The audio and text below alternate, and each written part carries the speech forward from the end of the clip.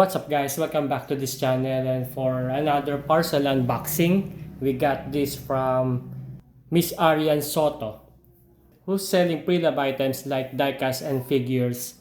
So guys, if you're into buying pre-love items, just follow her page and check her posts for her items for sale. Alright, so what we have here, this is a diecast trailer. Alright, so let's unbox this. Itong trailer na nakuha natin, this is a pre-love item guys. And very unusual tong trailer na to guys, because it is a 53-foot container. Longer than the usual na 40-foot dry container and 20-foot dry container.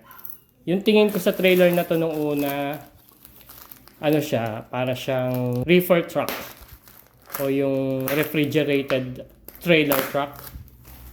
And you'll be surprised guys kung ano yung markings neto, kung anong brand.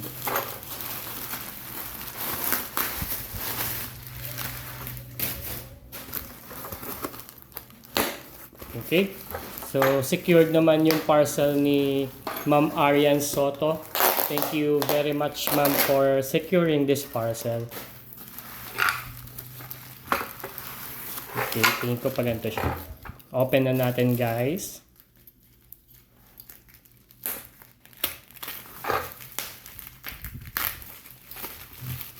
As I've said earlier, pre-love item lang to guys. And aware tayo sa condition netong toy na to. Plague condition talaga to. May mga, I guess may missing part, saka may mga parts na needs to be repaired. Pero overall, okay pa yung condition nito. Complete yung gulong niya. Then, yung ano niya, yung kingpin present pa. Tapos yung mga container doors, okay pa siya.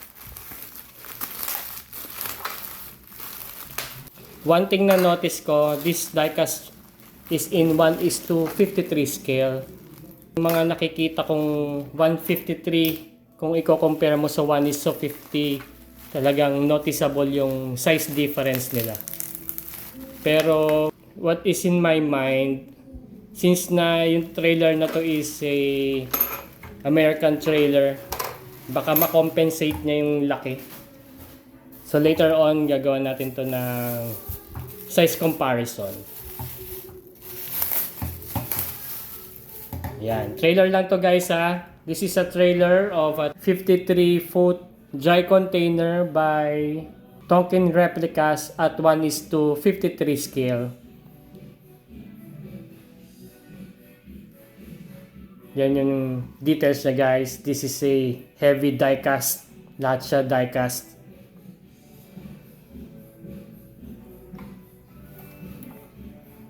Okay, so for the material, itong buong shipping container is diecast metal. Even yung underneath is diecast metal. May prints dito ng Interstate Distribution Company. May details dito ng valve. Tingin ko dito kinakabit yung mga hoses kung i-connect sa truck. Dito malaki yung logo ng Interstate. Merong mga DOT striping dito sa gilid. Ganda ng details niya sa loob. Simulated wood texture. Ganda rin yung mga panels niya. Yung pintuan nito, ito. Kabit natin later. So isang nakita kong issue niya, naputol to. Pero andito naman siya. Yan. Tingin natin, may kakabit naman natin yan. Tapos painted yung mga stop lights and signal lights, all in red. Same dito sa gilid. Yan. So itong underneath niya, ito yung markings niya. Tonkin Replicas, made in China. Tapos andito yung stand niya. Spare tire, pero missing yung bracket niya. May details dito ng mga reflectorized light supposedly.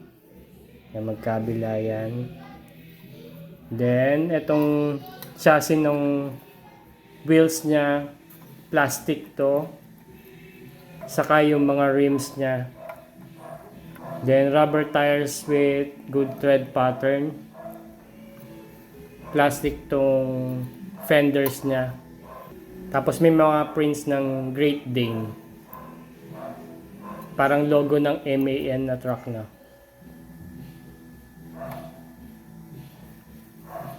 Okay, so ang working gimmick niya dito sa stand is threaded. Kung i-engage mo yung stand niya para kung di nakakabit sa truck. Then may suspension gimmick yung mga wheels niya.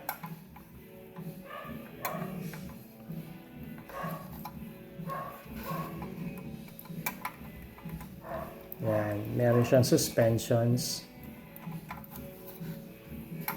Then of course, can open doors. Yan, dito yan dapat eh. Kabit natin later on. Alright, so for the weight, let's check the weight.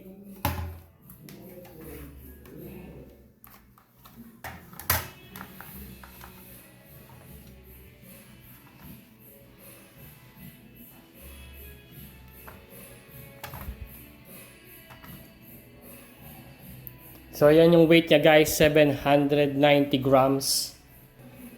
Sama natin to. May weight din kasi to eh. So yun yung weight niya, 814 grams. And for the size comparison, for the moment of truth, kung mas maliit nga siya sa 1:50, I have here a 40-foot dry container ng Isuzu EXR. Classic model lang to guys, di tulad ng diecast model.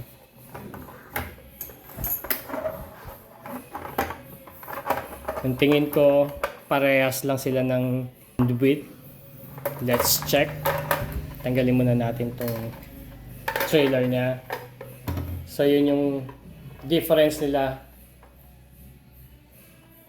Tapos yung width niya, almost the same. Then the length, syempre mas mahaba yon dahil 53-foot container to, while itong EXR is 40-foot dry container. Pero tingin ko same lang sila. Okay, so napansin ko rin dun sa picture, nakakita tayo sa web niya, may nakalagay doon na 0 scale compatible.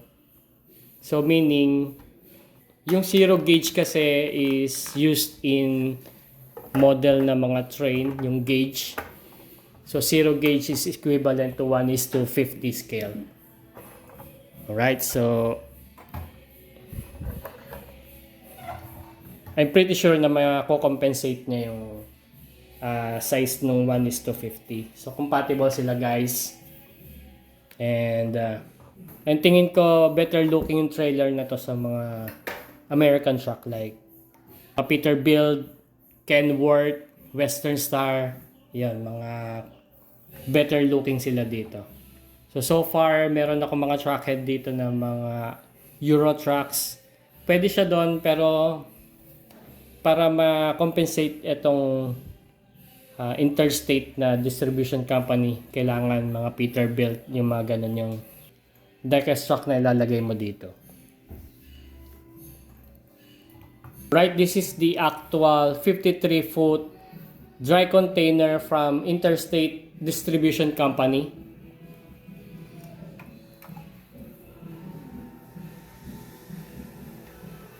Etong model na to, hindi talaga siya reefer van kasi wala siya dito sa harapan na Thermo King, yung condenser. Pero may logo siya dito. So maybe that's another variant. Okay, so that's much of it guys. If you like more of this diecast product review, just follow my page. I have a TikTok, Facebook, and YouTube account. So I'll see you for the upcoming videos, and goodbye. In the dark where shadows lie, feel the monster come.